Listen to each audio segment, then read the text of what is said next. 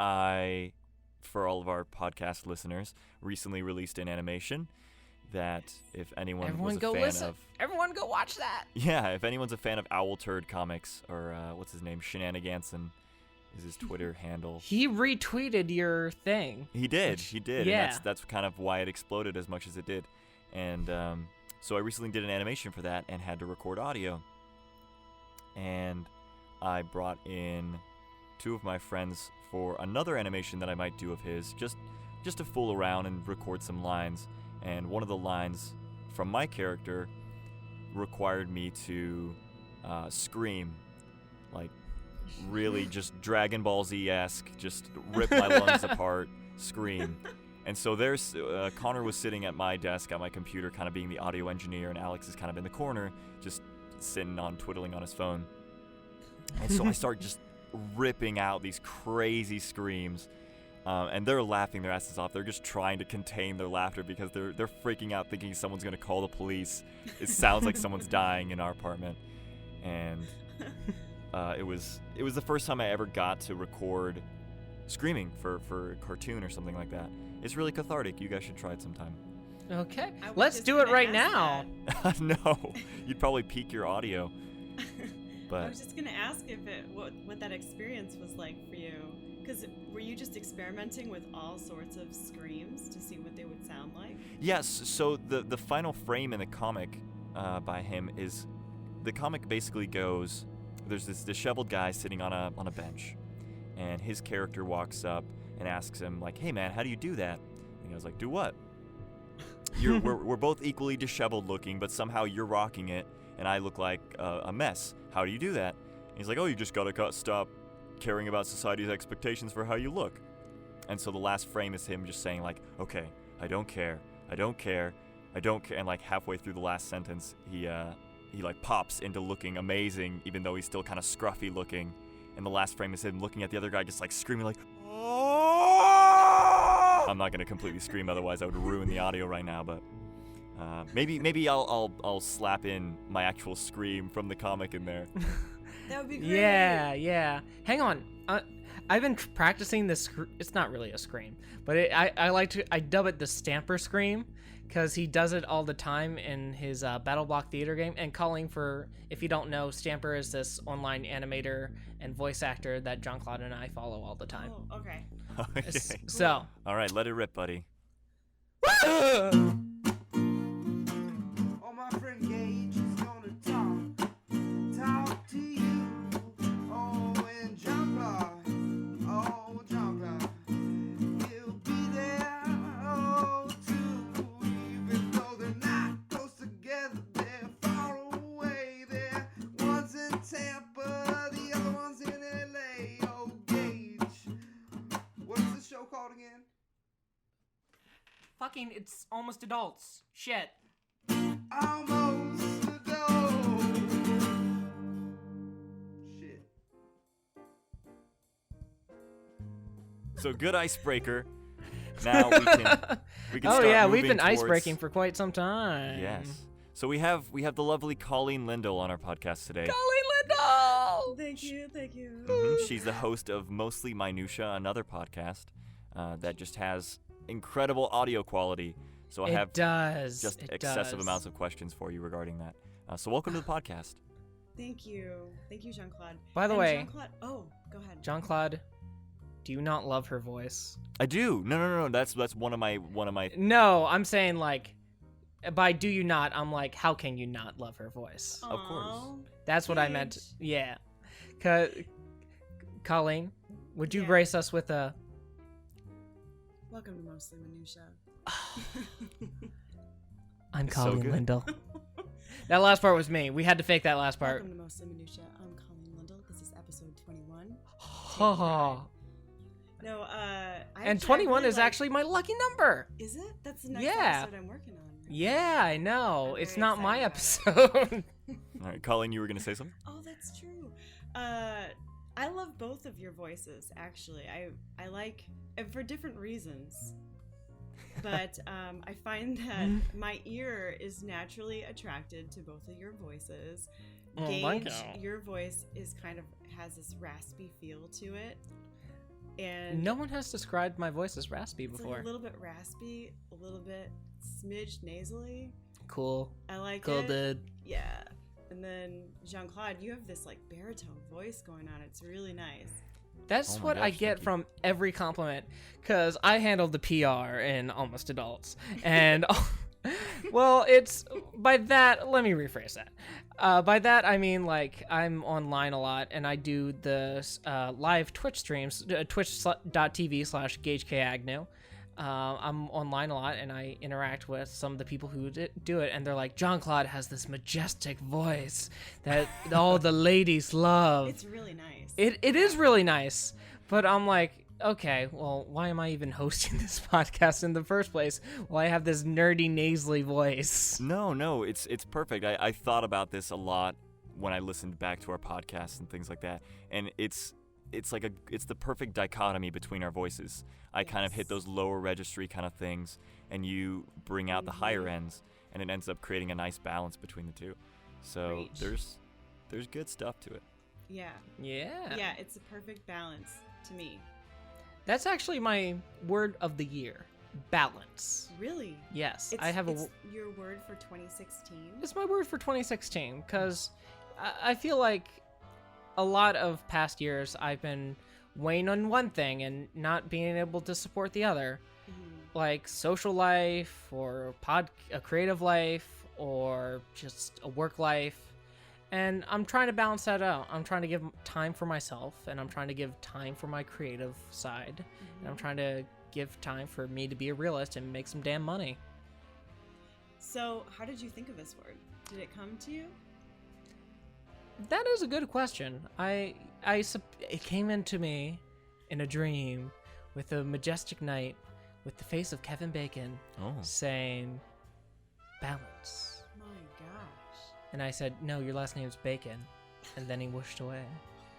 He wished away. He whooshed away.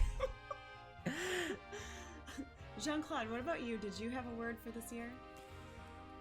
A word for the year. I do not have a word for Or the a year. motto. Or Yeah. motto.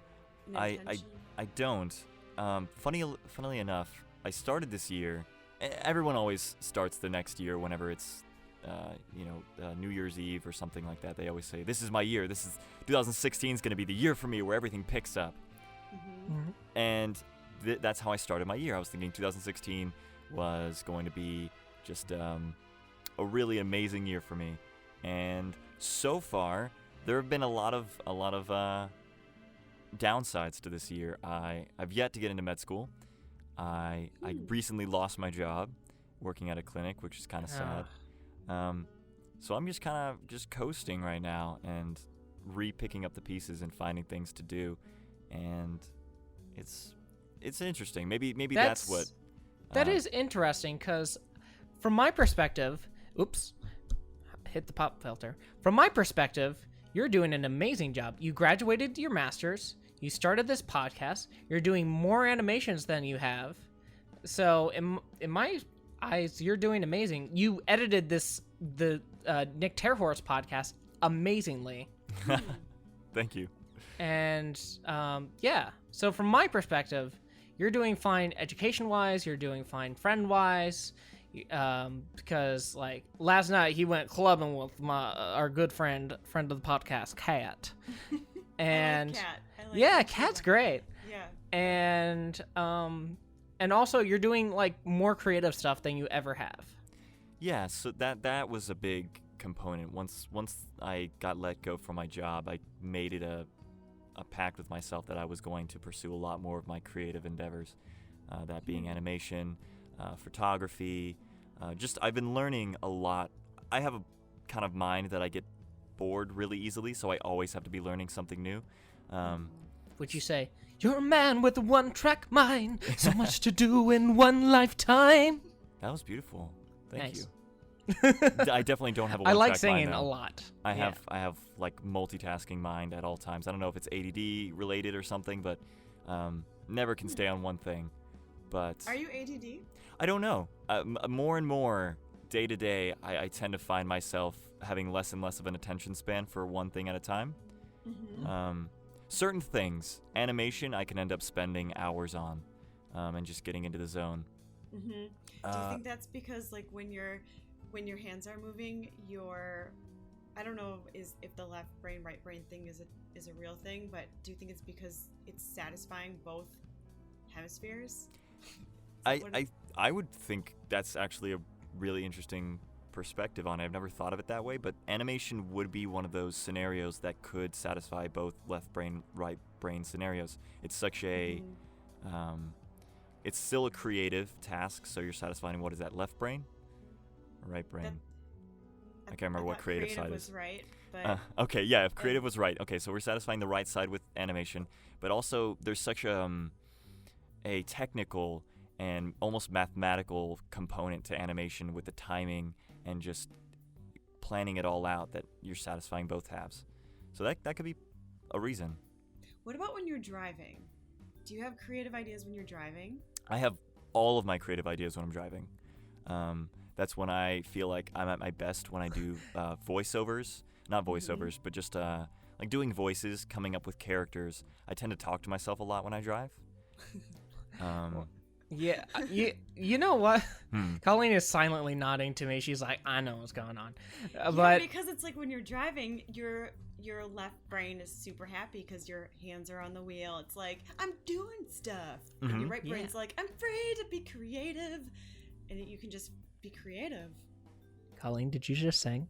Yeah. I have never heard you sing. That was amazing. That's Don't all. you- And you also just psychoanalyzed me and came up with the perfect answer. That's it.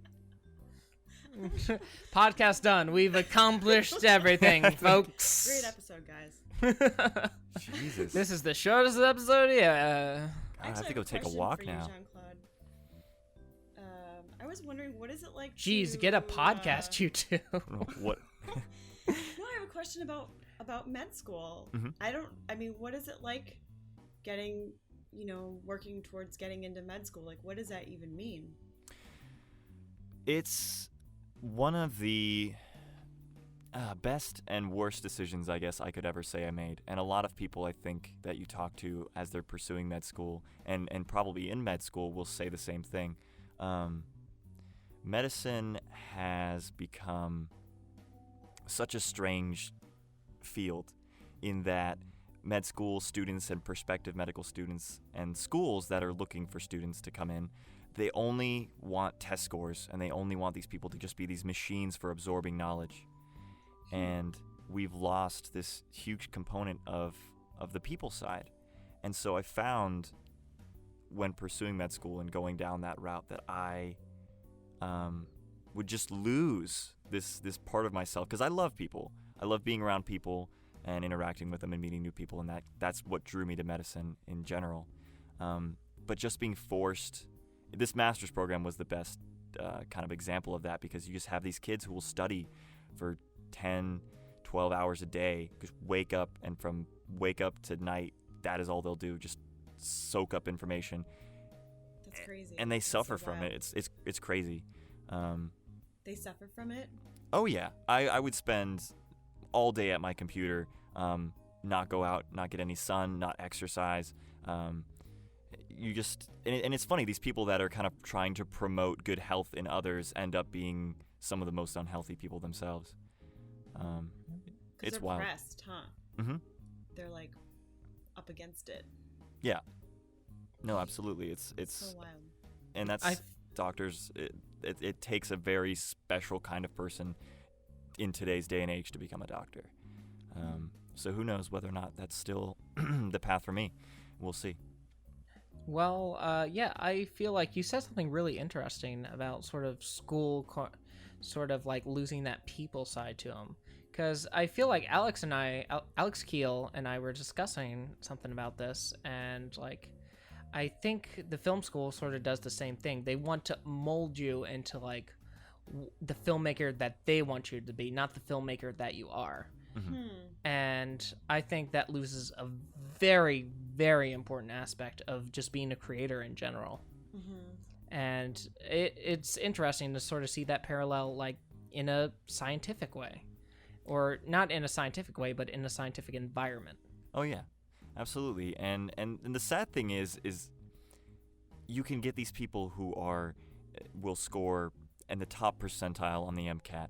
They will have 4.0 GPAs, just be these absolute whizzes when it comes to academics. But then they become these doctors that are so cold. They'll come in, they'll read a chart, and they'll leave. And I don't know, that's not the medicine that I envision anyways. I don't see that that's kind of the goal that we're going after. But, yeah. No. Yeah, did you hear that study they said Scrubs was like the most accurate depiction of being a medical doctor? Which I think is kind of ironic because that's the one with like the most emotions, the most, even like the most comedy aspects of it. Like they're like, oh no, this cancer. Well, no, it's not like that. But you get what I'm saying. I know what you're saying. Yeah. I'm not a doctor. I don't know what it's like to work in the hospital in that sense. So I can't make an opinion on whether or not Scrubs is completely accurate to that. But I love Scrubs, and that's how I always wanted to be JD of a character. He loves all 8 seasons of Scrubs. All yes. 8. The recurring joke of the 8 seasons of Scrubs. Yeah. So that's my perspective on medicine, anyways. Can I ask another question? Sure. Med school? Sure. Is that Yeah. okay, Gage? No, dude, like it's fine. It's your guys' show. I can't. I don't want to. I got It's- questions. Oh I'm telling you yeah, guys, I let it came rip, with a man. bag of Mhm. questions. Only You if I didn't tell can- me that. Only if I can come But back okay, and, yeah, I'm and fine with it. But sure, give you yeah, some go questions ahead. as well afterwards. Okay.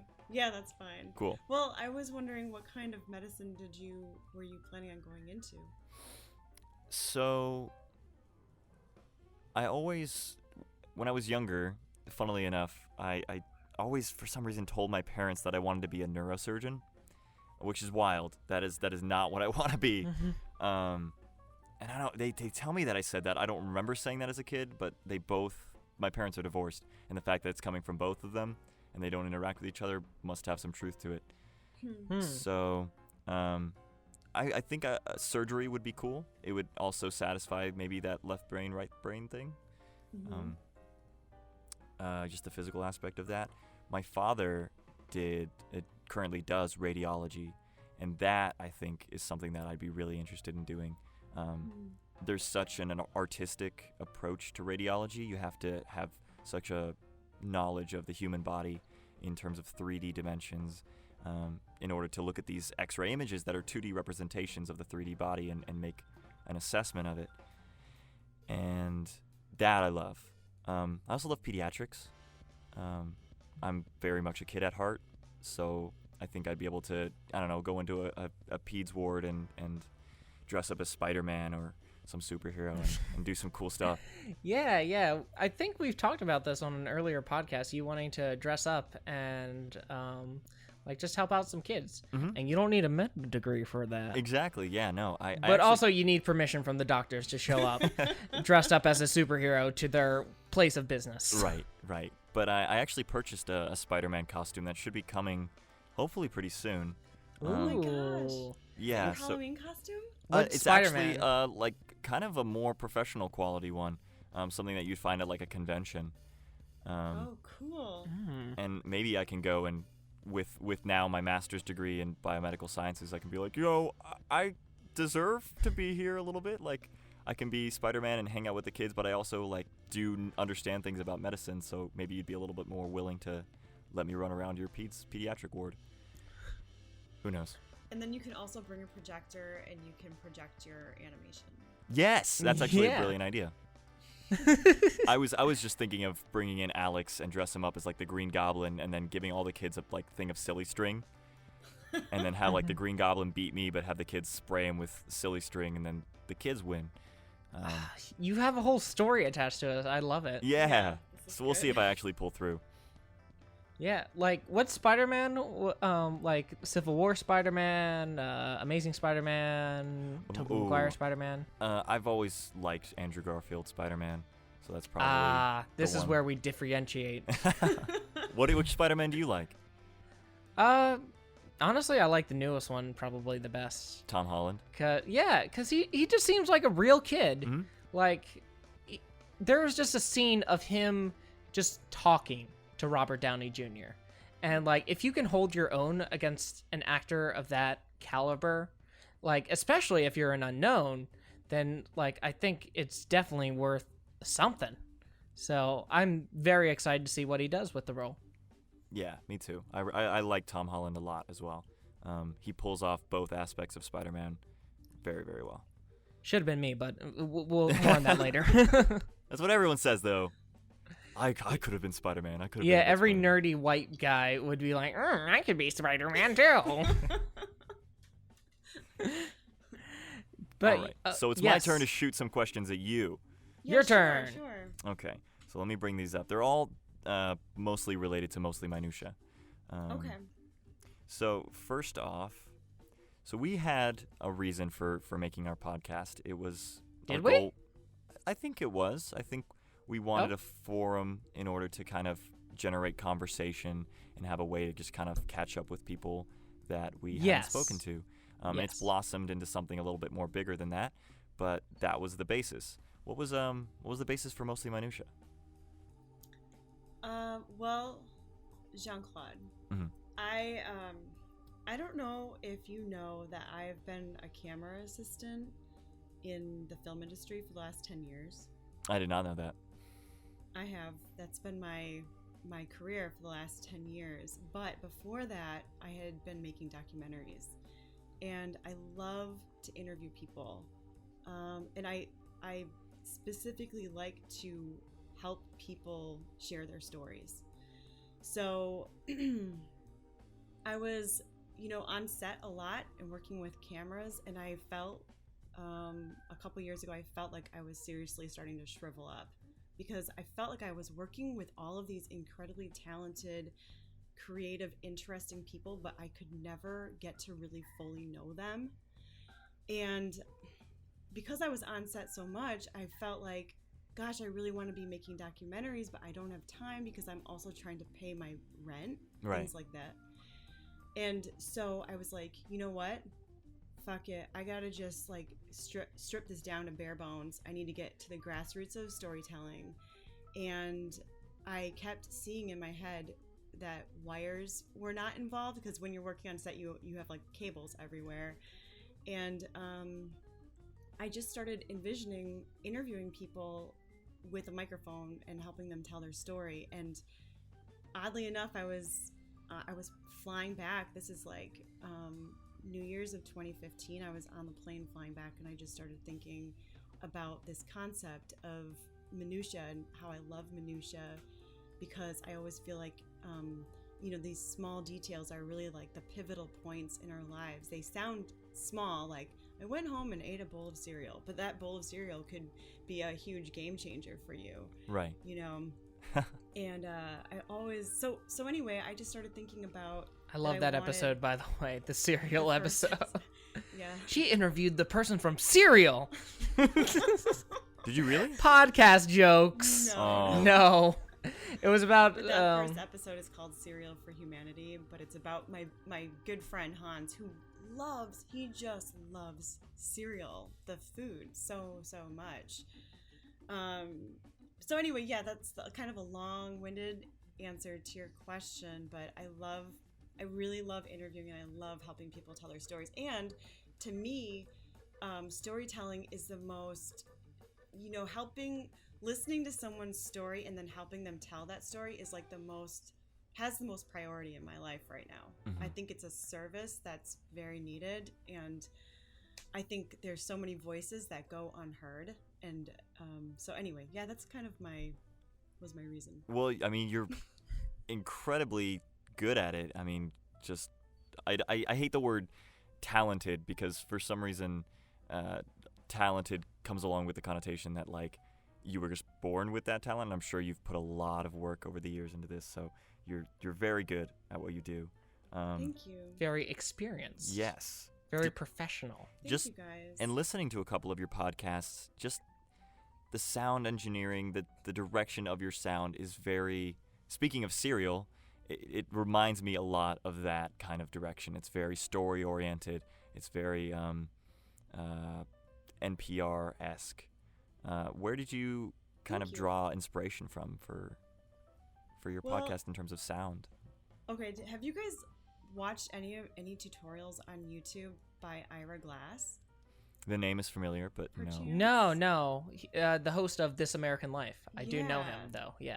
So he does actually. A friend of mine had forwarded me this article that was written on him, and he talks about his workflow in that article. And I basically adapted his workflow. I was like, okay, this works for him. It helps him organize his brain, and these are the microphones he uses. And so I just thought, I will invest in these mics, and then I don't know if they edit in Pro Tools actually, but because I edited short films in Final Cut and then also Avid, those are like the programs that I learned on, and those are what work with my brain. So I thought, well, I'll just teach myself Pro Tools. And I did actually meet with one sound mixer who's a friend of mine, and he spent like an hour with me on Pro Tools. And then from there, it's just been tutorials on YouTube. Mm-hmm. Yeah. Well, YouTube's an amazing Jeez. resource for tutorials like that. Especially You guys in terms are of creative blowing programs. me away in terms of. And because I've been working on set with with different sound mixers, I kind of pick their brains once in a while. I'll be like, I'm doing this. What do you think? And they'll tell me yay or nay with certain things. I'm sorry, Gage. I totally No. interrupted. I was just saying how you guys just blow me out of the water in terms of sound mixing. Like when Jean Claude came out with the Nick Terhorse podcast, it was very like off the cuff. He's like, "Hey, do you mind if I edit this podcast?" I'm like, "Yeah, sure." And I expected it just to be like a normal episode, and I think it was 1,000 times better than anything I put out. And I'm like, dear God, now he set this bar of quality that we have to meet. I've listened to a lot of This American Life in the past. My two favorite ones were I don't know if This American Life is not. I'm sorry. I listened to Serial, which is a part of This American Life, which the sound direction in that is just absolutely amazing. And it's such an easy listening kind of thing, and that's what I wanted to bring across in that Nick episode. And also, probably one of my favorite podcasts is Radiolab. Oh yeah. And Radiolab also has this kind of still it's more like ours in that it's a lot more conversational, and there are a lot more interviews and things like that with guests and things that they bring on, but it just has this kind of calming vibe to it, which is what I was trying to get across there, and I love that sound. And if you notice in that episode, I'm barely in it because every time I interjected, I felt like a complete doof. I was like, I know you too. I saw your stream sometimes. And Jean Claude, with his godlike voice, was like, you said you have some inspiration from classic 20s pinup artists. And I'm like, girls are cute too. Yeah, I'm sorry. I just Don't took worry. away the reins That from you. was that was mainly a Jean Claude podcast, and like I knew that going in. Like we've been trying to get Nick Terhorse for the podcast for like 2 months or something crazy like that. And when we finally got her, I'm like, Jean Claude was like, I got everything down, and I'm like, perfect. Yeah, like no, I that had been a fan of sometimes? hers for a long time, and so I just it ended up being a Yeah. lot more interview-esque than I wanted it to be, and a lot less conversational, but it was good. Yeah, and normally it isn't really like that. To answer your previous question, normally we just kind of just chat with the guests, and normally they're a friend of ours, so we're a little more comfortable with them. And Yeah, I was wondering, how do you guys decide who you want to interview? Because I'm sure you guys both have people that one person would like to interview more than the other person. Oh, but yeah, both of you guys course. are like, yeah, let's bring that person on. Yeah, this is absolutely perfect because that was my next question for you, so we can all take turns. sure, yeah, Delivering our yeah. answers. I'll go for Almost Adults. I think I've mentioned this before, but at the end of the day, it really comes down to respect. Like, who do I respect, whether it be their work or their personality? It comes down to respect and how much and how entertaining I think they can be on the podcast. Mm-hmm. And mainly, Jean Claude and I, we rarely butt heads on like this person should be on the pod. Actually, I think we've never butted heads on like that issue, because we've all agreed that we're like, either we're like, yes, this person is really cool, or yes, this person is really talented, and then we have them on. Yeah, so to elaborate on that a little bit more is when you mentioned the thing of respect, and then that most recent thing that you said, we've actually had, or you've told me that we've had a couple interviewees that ended up being a lot more salty, I guess. I can't think of the word that I want to use. Yeah. It, like, when people... Respect is a two-way street, and when people don't really respect the work that we're doing, then it makes it difficult to interview them, and at the same time you wonder why you're even doing this interview. Yeah, so respect is a two-way street, and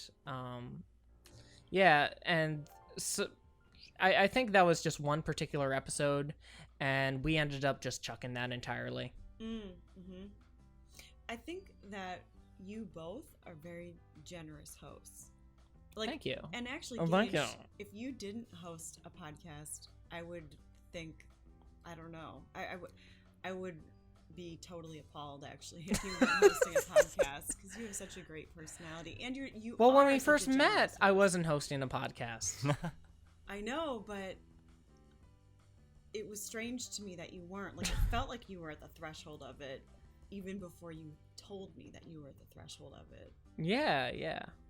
But and Jean Claude, you as well. You are also very generous and gracious host. I think you allow people to talk and share, and you have really intriguing questions. Yeah, cool. Thank you. Thank you.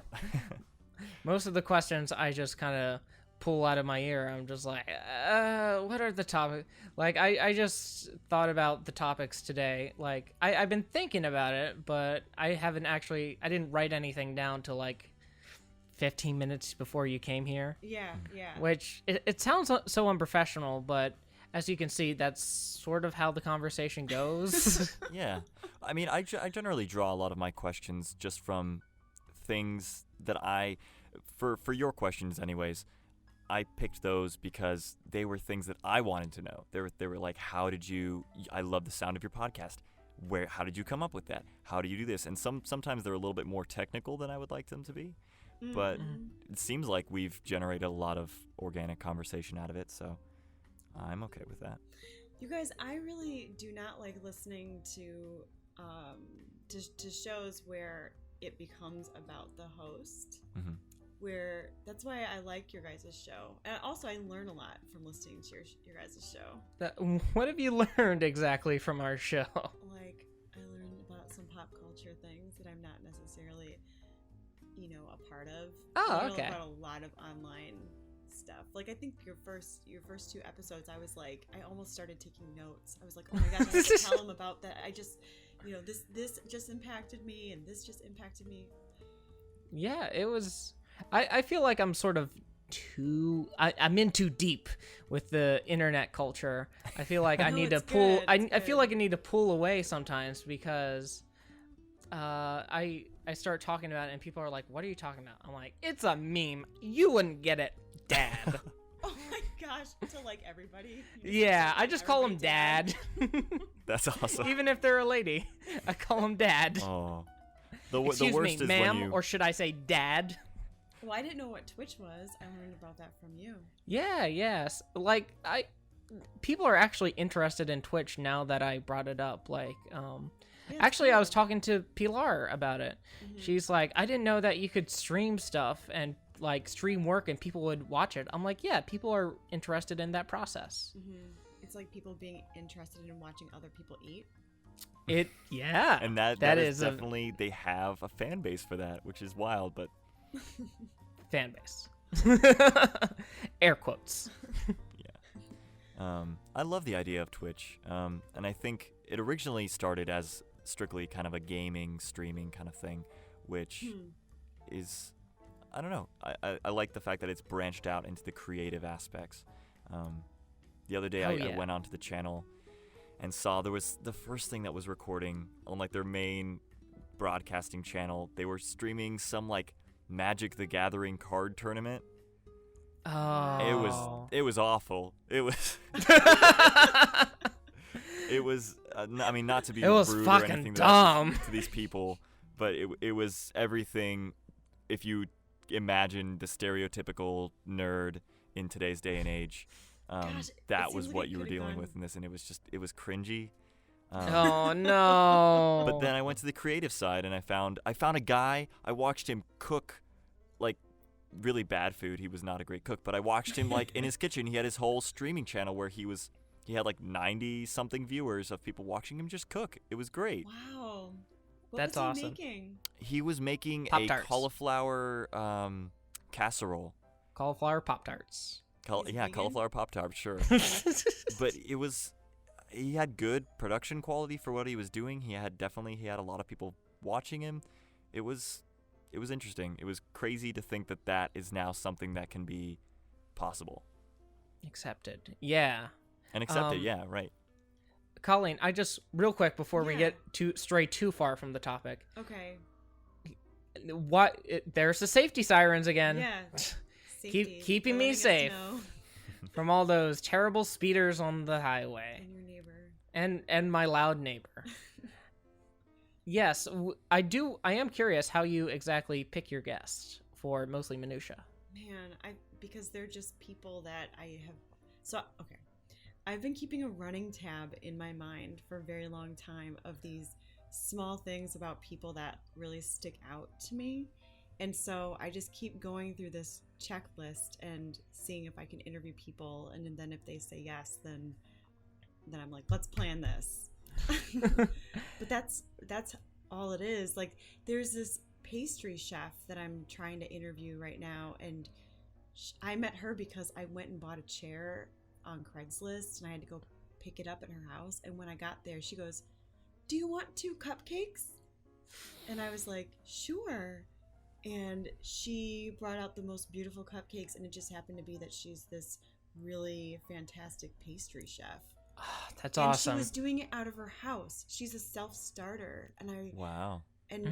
she just got her own space, and I was like, this woman is dynamic. Like, I have to interview her and hear her story. It's crazy. Sounds like it. Yeah, and there's this other woman that I'm trying to interview right now. She's a perfume spritzer, and she's like in her 60s, and she's been you know those people that stand at the mall and all they do is They go, spray paper yeah. and give it to you? That's what she does. it's fascinating. I think she probably has a crazy story. She works in Beverly Hills. Oh, She's I probably- bet. And I want to hear about the holidays and what the holidays end up becoming like for her. Which, like, you know, what's the busiest, what kinds of things she's seen, and why does she do this, you know? She's been doing it for a long time. Anyway, there was an article in the LA magazine about her, so I contacted the journalist who wrote the article, and I said, is there any way that I can get in touch with this woman? And then she sent me her information. She's like, well, let me talk with the rest of my staff and see if that's okay first. And then she was like, you have the go ahead. I love you it. you have the go, dude. You're doing like intense journalistic integrity. I'm just I don't calling know. out my college friends, and we're just like, remember that one time I puked and fell in a ditch?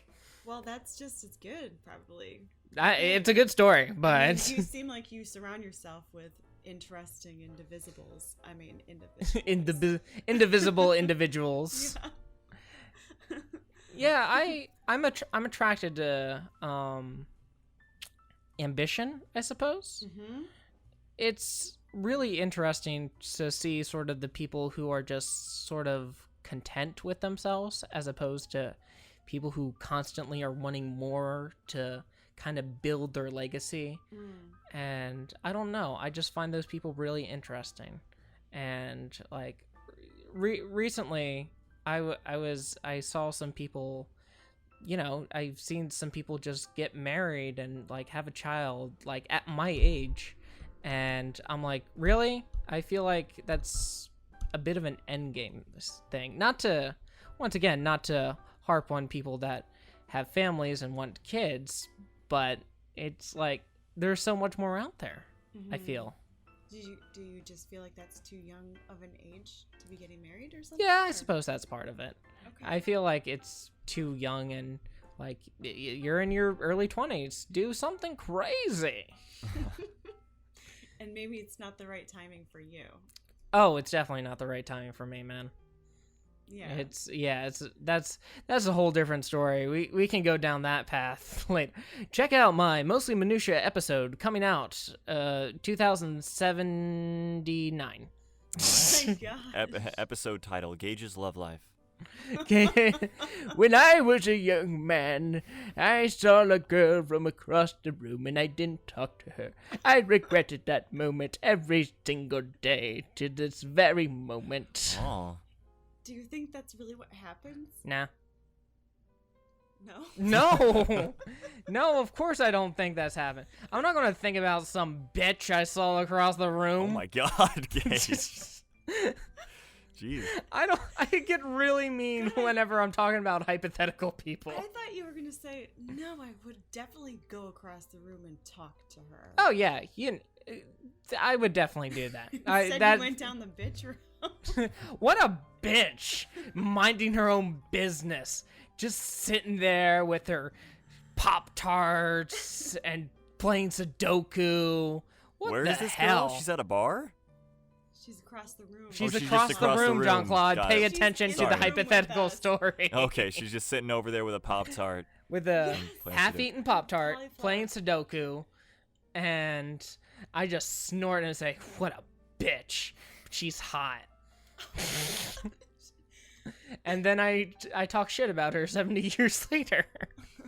That's actually something I wish was a lot, not the bitch component nor the Pop-Tart thing, but I wish that Sudoku.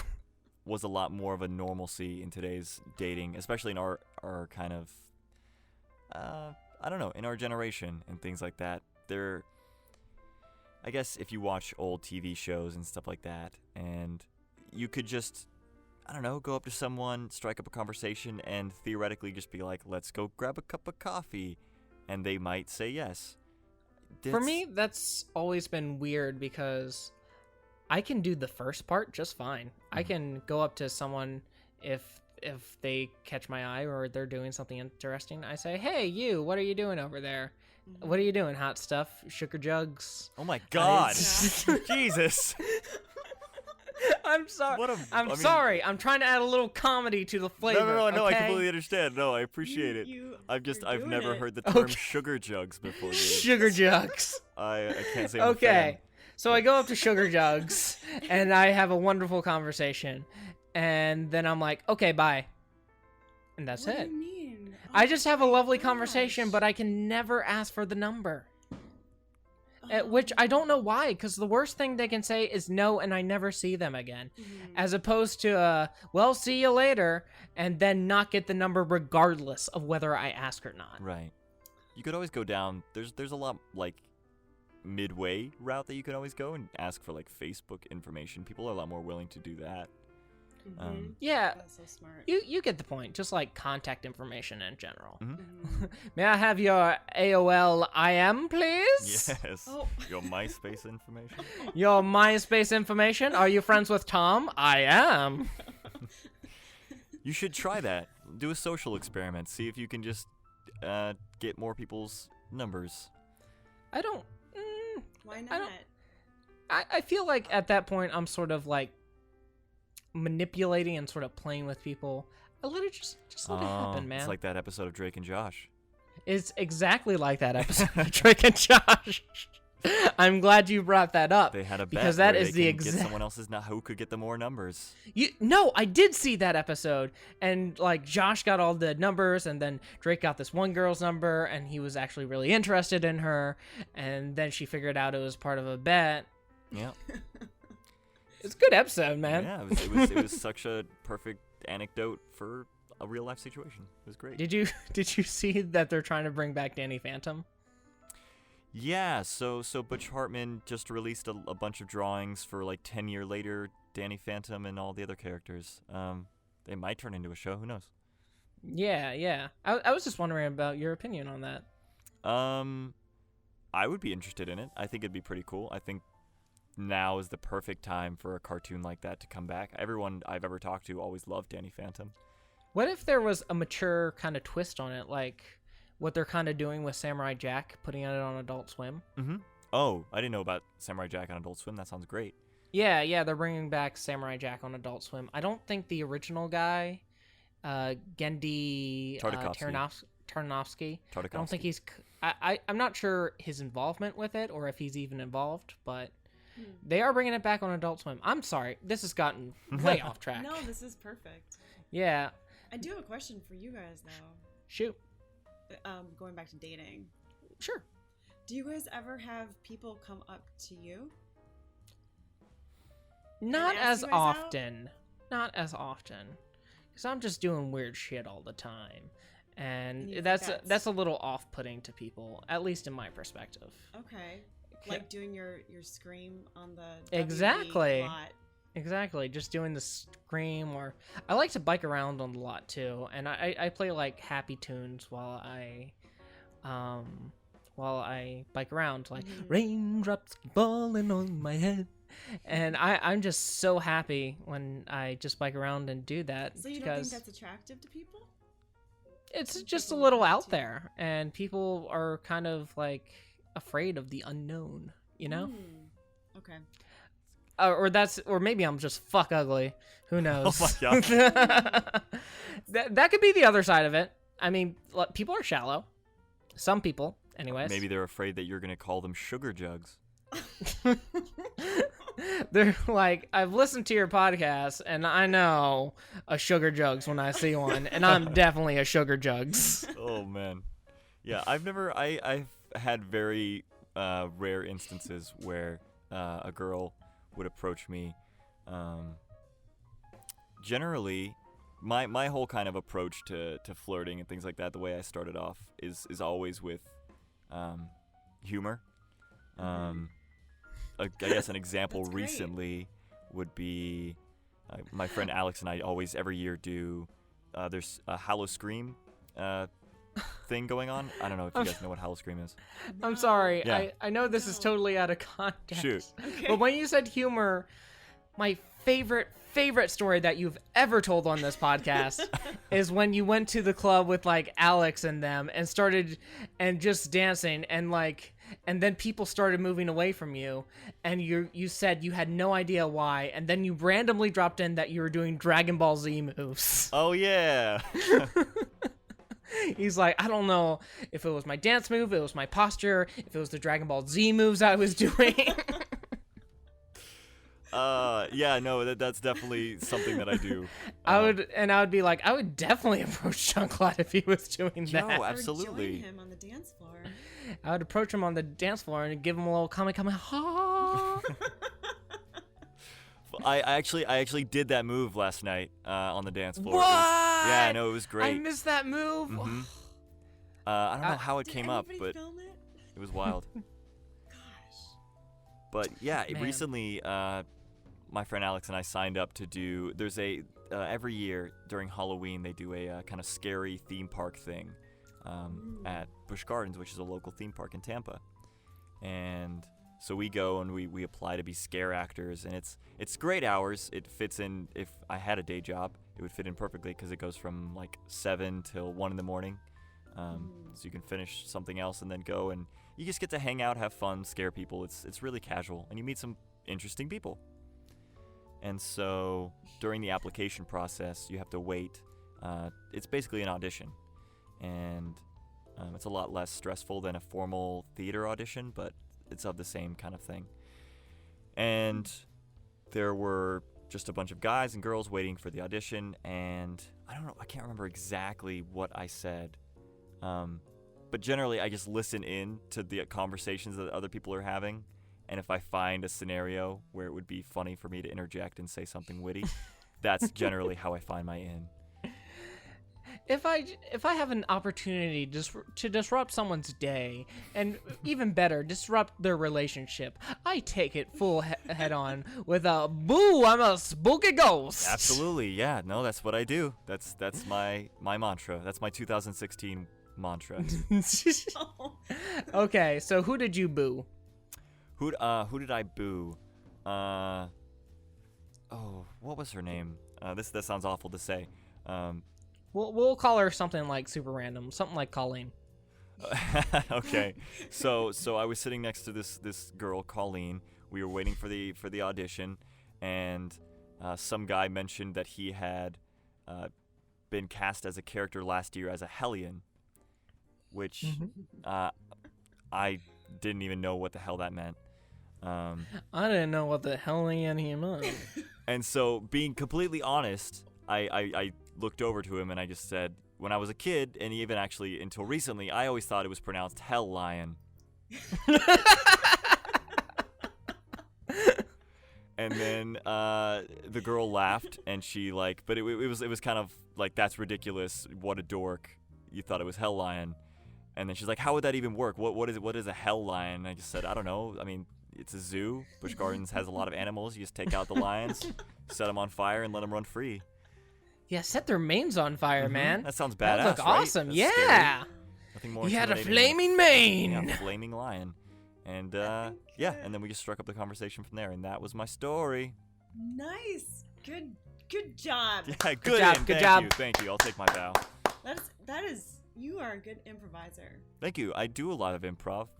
Unrelated note, but Oh. Yeah. We had an awesome improv in our previous episode, in the Eric episode. oh man, yeah. Listen, if you want to hear my SpongeBob impression, listen to that episode. If you want to hear I his will. SpongeBob I impression listened to and that me episode, ruin yeah. the improv, check out episode 16. Oh, what did somebody offer you a suggestion and then you said no? Yes. You're like no and. I said no, and you're wrong. Oh no. Yeah, Jean Claude's still a little bit bitter about that. No, I'm not bitter at all. I mean, No, I just heard a. sorry. Then I guess I am subconsciously. Subconsciously, he didn't like. Anyways, Cauterized wounds, cauterized. cauterized wounds. So, But yeah. Returning back to Mostly Minutia, Yeah. where do you see it going? What's kind of the path that if you have one set out for yourself, what does that look like? That's a beautiful question, Jean Claude. Thank you. Well, I guess I'm probably like you guys. I'd like to get sponsored, full-time sponsored, and just be able to interview people full-time would be great. As far as the future goes, gosh, I feel like everything is just taking a step at a time right now for me, personally. That's good, though. You don't want it to all kind of flood in at the same time. Yeah, but honestly, I envision having the podcast in the future, continuing being able to help people to share their stories, but then also bringing in other podcasts and being able to help them somehow with their interviews or help them with their producing of it. Hey, you can Cool. start right here, man. That's a Yeah, brilliant. and then That's a there's brilliant a approach. Well, there's this side company that I've been wanting to start, and I've been kind of kicking around the idea, and it is actually a friend of mine and I wanted to start it together. I don't know if this is like totally appropriate to be talking about, Sure. just breaking off, but we want to do time capsules for people who are about to pass away. Mhm. And this could be like, you know, the person, it doesn't even have to be someone who's going to pass away, but it could be someone who's wants to document their life, or the loved ones of the person who want to document that person's life. And so we would basically interview this person or do like a day in the life of this person, and then, give it to them as a product. That's awesome. Mm-hmm. Glad you got some end So- games in mind. Way end games. Yeah. So I hope that wasn't too heavy to bring up. No, No, not at no, all. it's- I have to think a lot more on that idea. I think that's a really interesting and surprisingly lucrative business. I feel like that would be pretty Yeah. marketable. Because just talking about the service of storytelling, there's these generations, right? We have the great generation, and then we have the baby boomer generation that's kind of stepping up to the plate next. And there's a lot of people that have all sorts of stories to be shared. And I know you guys have probably heard of StoryCorps before, possibly. I haven't. I have not. Well, they're this nonprofit organization. They're based in New York City, but they're a storytelling nonprofit, and they interview Americans and then take those stories and put them in the Library of Congress. But they're only located in certain areas. So they have like a location in San Francisco, one in Chicago, of course their headquarters in New York, and then I think Atlanta maybe. But I think this is something that could be utilized right here in Los Angeles. It's not a bad Helping idea. people share their stories. I mean, I think it's a service that needs to be, someone's got to do it for real. And then I was talking with a friend the other night who was talking about, he thinks there should be an app for it so that everyone can do it. That's So smart. that it's Oh. not like you just have to be, in the presence of somebody doing it. But I would like to do it as a service in the city of Los Angeles, and then also be able to travel for it. I think that would be very cool. Absolutely. And this summer, actually, I pitched this idea to a friend of mine in New York, and he was like, Colleen, I so badly want to record my mother's story, but her story is so sad for me, I could never do it. I would need another person to do it. And I was thinking, man, I wonder how many people, because it's like in families, we're so close to our family members that sometimes it's just hard to even sit down and have a 45-minute interview. Oh, right. You know? Trust me, I tried doing that with my brother, and I deem it the worst podcast that we've ever done. Oh gosh. All right.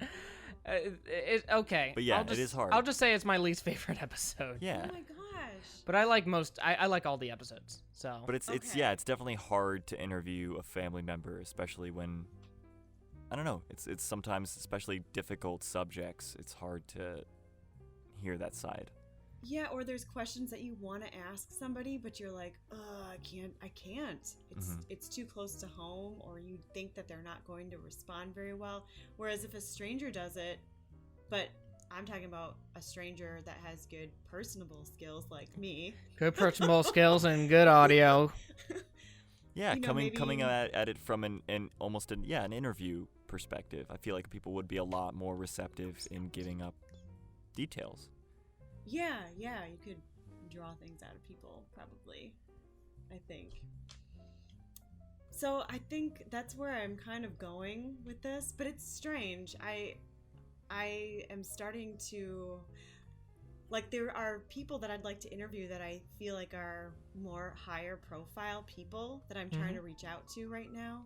And I think also that that's a pathway that I'm going down, is being able, I'd love to be a facilitator of interviews, like a facilitator in the city of Los Angeles for, high caliber, actors that are presenting things. I'd love to be Right. a facilitator. You've of those already interviews. interviewed a pretty cool actor, Stephanie Beatrice. I forgot her. I knew her last name began with a B, but She's great. she was awesome on that podcast. Check it out. I believe it was number 9. I think you're right. Actually, I don't even know. Let me double check this. Let me go into the database.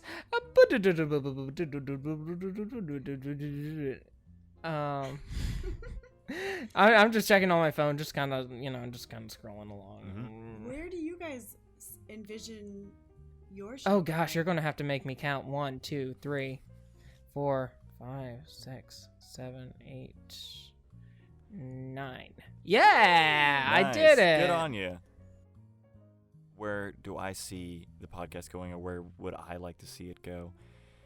Generally, I love the episodes where it's very interview based, and I guess that's kind of what drew me also to Mostly Minutia when I listen to it. I like that format of just hearing other people's stories and maybe drawing back on. I love the conversational tone that we have, and it ends up making people very comfortable with it, with our show, and just being very friendly. I love that aspect. I wish we could find a way to gear it more towards getting people to tell their stories in a more interview-based format, but still keeping that. And I don't know how to do that, but I guess we'll find that as we keep going down our path. What about you? Me personally, I want it to sort of branch out beyond podcasts. I would like it to branch it out into like some video ideas. I would like it to branch out into some animation ideas. And some of that stuff is already happening. And like, by the way, shout out to everyone doing an animation on, I can't remember who it was. No, I remembered the people. Shout out to Clumsy Martian, Lemon Guy, and Brown Animator for just going the extra mile and animating some stuff when I didn't even ask them to. They did it because they're passionate about it. Shout out to those guys. That's amazing. Yeah, they're working on it just because they like the podcast, and I appreciate that. And I want it to go sort of beyond podcasts, because I think the core of Almost Adults is everyone is still growing up, no matter what age they are, where they are in their careers. Everyone is still growing up, and we're doing that struggle together. And I think that's a very relatable and human thing that we can sort of do through various different mediums. Absolutely. I like that. I'll say it's like a lot different than what Jean Claude was envisioning just for the podcast. But I guess for the podcast in general, just keep talking and hope people like it. I gotcha. Do you guys like being adults? Or enjoy well, being adults? I wouldn't even classify myself as an adult. That's the whole point of the podcast, Colleen. Didn't you read the title? Hello. But But the thing is that you are over the age of 18, so you are technically an adult. Yes. But do you find that things that come along with being an adult grate against your soul? Or grate against your being? I honestly think that it's harmful. This is serious talk, guys. I have my serious face on. Mm-hmm.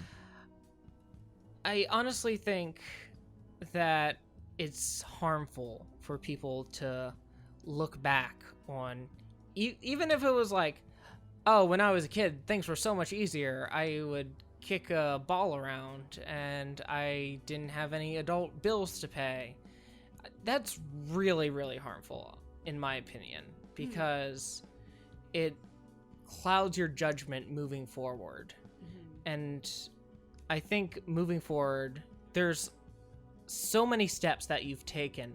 Why do you want to go back down to that level? You've done the homework. You've graduated from high school. You've moved out of your parents' house. And so just keep moving forward. And if you look back on those days and sort of envy that, then you envy being sort of a lesser version of you, if that makes sense.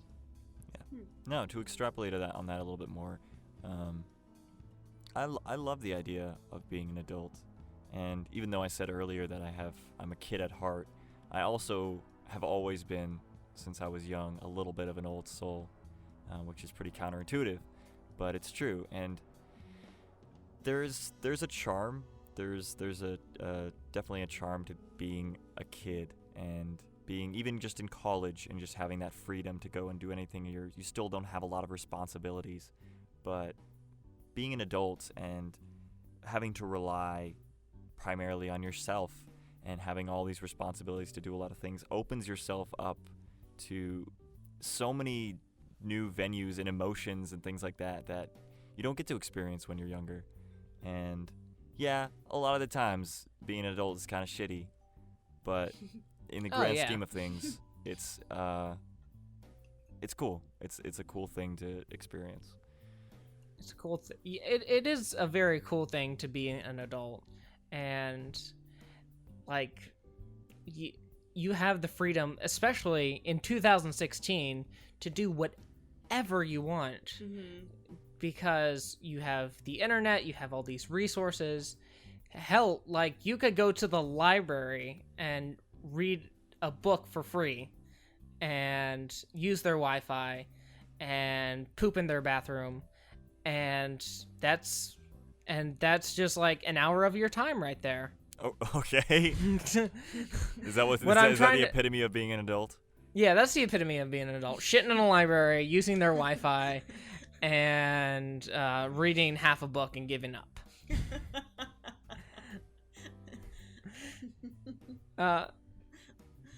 Where was I going with this? We have more resources than ever before to be whatever we want. I guess in the United States especially is where I'm mainly headed towards. Mm-hmm. So it's so why not take those opportunities in my humble opinion, and why not own up to those adult responsibilities? I was wondering, are there things that in Los Angeles that because you said I can do whatever I want, you know, are there things here that you would like to do that you're not getting around to doing, or that you haven't gotten around to doing? I would like to go clubbing sometime. When Jean Claude was telling me about how he was doing clubs, I'm like, oh man, wouldn't it be awesome to go out in a club in Los Angeles? But about 2 seconds after I have that thought, I just go, nah, and I just go on with editing whatever I'm doing. Sounds like you want to go dancing. I just That's want to what I'm dance, hearing. man. I Do you want to just go wanna dancing dance. after this? Right after this? Oh man. Right after this? Right. Oh, you have work in the morning, don't you? No, I don't have work in the morning, but I do because I'm working on my episode. That's right. That's right. That's right. Yeah. My weekend has been spoken for. We got to go dancing sometime, dude. We will. Yeah. It's very fun. Yeah. Yeah.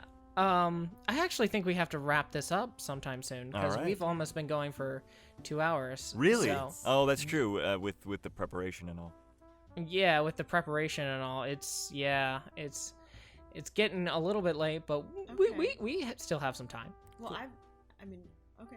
Yeah, I've really enjoyed talking with you guys so far. Yeah, we enjoyed having you on. At least I did. I don't know I about know, I Jean-Claude over absolutely here. did. This was it was enlightening. You were a very eloquently spoken guest, so thank you for coming onto the podcast. Yeah, yeah. It seems like all of our guests lately are just like. I'm thinking of last week with Pilar, and she's been doing podcasts for 9 years, and she's just on the ball constantly. And it Really? was and it was so hard for me to sort of pick up. And you're the exact same way. You're like so on the ball, Really? and you have questions coming out, and when we direct a question at you, you answer and then shoot a question right back at us. I got a lot of questions. Mm-hmm. Have you guys ever asked somebody, like you've just met somebody for the first time? Sure. And you start asking them questions, and all of a sudden you realize that they're not asking you any questions back. It all of a sudden starts feeling like you're what happens on Law and Order, like when you're Cross-examining. Yes. Has that ever happened to you guys? That has happened to me so many times. I've tried having a conversation with people, and I'm like, "Oh, where are you from? What Yeah. do you like?" And they're just like, "I'm from Florida. I like football. Mm-hmm. Thanks." Do you have any brothers or sisters? Yes, what are I do. your parents' names? It's like I start sometimes. It doesn't happen all the time, but I realize because I just naturally can think of multiple questions at once. I'll start asking someone questions because I'm genuinely interested Mhm. in who they are, and then all of a sudden I start realizing that they're kind of, and they're realizing too, like, what is with the 20 questions? You know, like, why is this person? Because it is not a natural thing. Like, it should be more we should want to know more about each other and ask each Mm-hmm. other questions, but it just does not typically happen. So I start getting like the weird, strange vibe. Oh man, that wouldn't translate well. I was Then about to after- say, did the weird look like this? And then I realized that's not going to translate well on an audio No. podcast. It's not. But no, I'll I've put that in the experienced thumbnail. I've experienced and that people experience a lot, You've actually. You have? I have, yeah. Because that's especially when talking to girls with me. same. Because That's I want to know more about them, and I'm like, how are you? What do you like? What brings you here? Good. Yeah. Parents. Mm-hmm. I don't know. Maybe they're Sheesh, tough crowd. Tough crowd. tough crowd out here. Am I right? I have a very easy time kind of just falling into someone else's shoes and just kind of getting entranced into their life. So especially when I'm, talking with a girl that I like or something, and I will somehow subconsciously try and turn the conversation into just me asking them questions about themselves, and it's just heavy eye contact and then follow-up questions. And I don't know, it's worked out well so far, and I like that approach. I like the idea of just kind of getting a sense of who they are as a person, just Mhm. being interested, Mhm. genuinely interested in their life and what they have to say, because it's a rarity. Yeah. It's Colleen, thank you so much for like opening up for us on the podcast. Even if it's just a little crack of light, we see it for what it is. I'm Colin Farrell. Nice. You've been working on your Irish. bringing it back to the Colin Farrell. That was good. Oh, thank you very much. And Lucky Charms. Oh, well, yeah, now that I know it's good, I'm just divulging into Lucky Charms. Have you seen that terrible movie, Leprechaun? Yeah. And the kid has the slingshot and he's like, "Fuck you, Lucky Charms," and he shoots the leprechaun. It's a horror film, right? Yeah, it's Yeah. a horror Yeah, film. no, I've only seen clips of that. Yeah, it's scary. It's something. Wardrobe and makeup probably had a heyday on that one. Mm-hmm. They're like the third one. I think I saw on like the Sci-Fi Channel the third Leprechaun movie, and it's entirely like on a spaceship in space, like alien-esque spaceship, and it's weird. Actually, that sounds kind of good. Yeah, we should watch it sometime. It gets a little bit gory, yeah, if that's what you're into. It definitely has a little bit of that aspect. There's also a Leprechaun sequel called Leprechaun in the Hood. That's right. I've heard of that. I own that movie actually because I was going to watch it with Dodge, and we never did because it was a Gauge Your Interest that never was. Gotcha. Can I ask you guys a quick question before you wrap? Mhm. Sure. Have you guys been? What's the rules on talking about Stranger Things? The It rules are depends if I John have not seen it, so I don't really know. Oh, never mind. Yeah, You can we'll ask talk me about it whatever you after the want. I won't podcast. be able to answer anything though. Never mind. I just wanted to hear your thoughts about it, but we'll have to save that for a rainy day. It's good. I like it. Oh god. I'm sorry. All right. Well, let's wrap up with final thoughts. Final thoughts, Colleen. No, you go first. Okay. Final thoughts, Gage. My final thoughts are look ahead to the future and don't be afraid of being an adult. And don't be afraid of getting that girl's number across the room.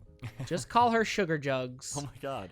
And buy her a and Pop-Tart. give her a wink and a smooch on the cheek, and you won't regret it 70 years later. Ooh, that's good. That was Yeah. poetic. Thank you. Really good final thoughts, Gage. Don't actually do that. Oh my god. Don't call anyone Sugar Jugs unless it's like, I don't know, some hooker, Oh man. Or your like, I don't noisy know, escort you're neighbor super comfortable across with your the friend. hall. I don't know. Okay, Jean Claude, final thoughts. Final thoughts. It's probably nothing gonna be as poetic as yours, but for all of our listeners, do a little experiment. Just find someone throughout your week and ask some questions. kind of gear the conversation towards them and do a little bit of an interview yourself and see where it goes. That's an excellent thing. That's an excellent goal for the listener. And It's a call to action. I'll add on to that and say, do it to an acquaintance. Don't do it to a friend. Do it to someone you like and like maybe you're even Facebook friends, but don't do it to like your best friend. Maybe you work with them. Maybe you work with them. Exactly. I would say my stretch goal for that would be, if you want to go the extra mile, do it to someone you are acquainted with, but aren't actually great friends. Colleen? Yes. Final thoughts. Final thoughts from Colleen. Final thoughts, okay. Stand up tall. Throw those shoulders back. And stay open. Keep your heart open. And if you have questions that are roaming around in your mind or in your heart, that they're there for a reason, and do not be afraid to communicate the question, to open and ask. That's my final thought. That was damn beautiful, that was amazing. son. Oh my god. Yeah, you blew ours out of the water. No, I just piggybacked on what Jean Claude said and you said. Oh, okay. Yeah, ask the question. I think if people have questions in their minds, and I think they're there for a reason. And they should not be afraid to engage. You know what? I was going to say that, and then I'm like, I'm going to let that one go. And then you said it, and I'm like, I like this girl. I knew there was a reason I did. Nailed it. And that's the end of our show. Nailed it.